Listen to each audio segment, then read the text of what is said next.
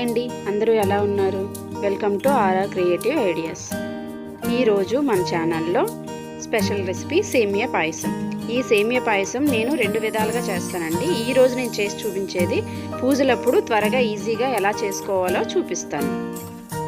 ముందుగా కొద్దిగా జీడిపప్పుని, కొద్దిగా కిస్మిస్ని తీసుకొని స్టవ్ పైన ఒక ప్యాన్ పెట్టుకొని 2 టేబుల్ స్పూన్స్ గీ వేసుకొని అందులో ముందుగా జీడిపప్పుని వేయించుకోవాలి. తర్వాత కిస్మిస్ని అందులో వేసుకొని కొద్దిగా ఫ్రై చేసుకోవాలి. ఈ రెండింటిని తీసుకొని పక్కన పెట్టుకుందాం. తర్వాత 1/2 లీటర్ పాలను తీసుకొని మరిగించుకోవాలి.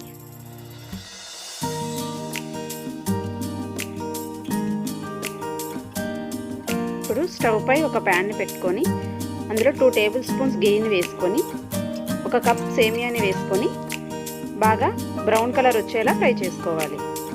తర్వాత 1 కప్ సేమియాకు 2 కప్స్ వాటర్ని వేసుకొని కుక్ చేసుకోవాలి.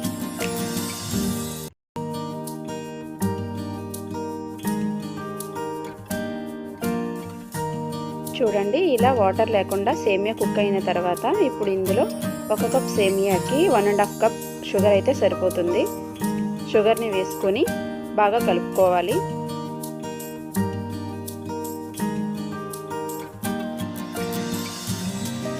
ఇలా కలుపుకున్న తర్వాత కాసేపు కుక్ చేసుకోవాలండి ఈ షుగర్లో.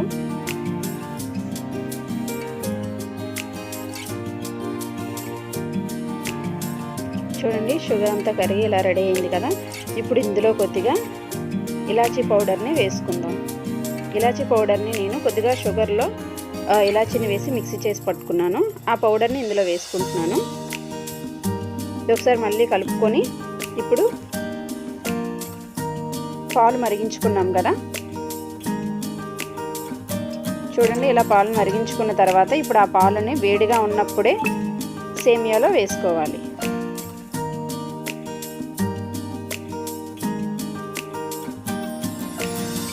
పాలని వేసుకున్న తర్వాత ఒకసారి ఇలా కలుపుకొని కాసేపు ఒక 2 మినిట్స్ పాలలో సేమియాని కుక్ చేసుకోవాలి.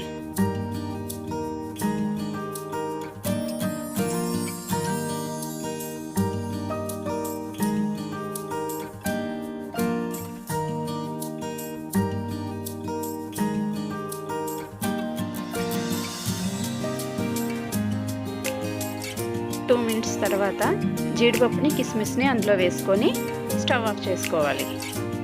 చూడండి, ఇలా అయితే ఒక 5 మినిట్స్లో పూజలప్పుడు కానీ ఎవరైనా సడన్గా వచ్చినా ఇలా చేసి పెడితే చాలా టేస్టీగా ఉంటుంది అండ్ ఈజీగా కూడా త్వరగా అయిపోతుంది.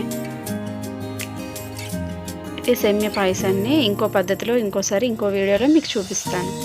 ఈ వీడియో కనుక మీకు నచ్చినట్లయితే లైక్ చేయండి, షేర్ చేయండి అండ్ కామెంట్ చేయండి. నా ఛానల్ని సబ్స్క్రైబ్ చేయండి. Thank you.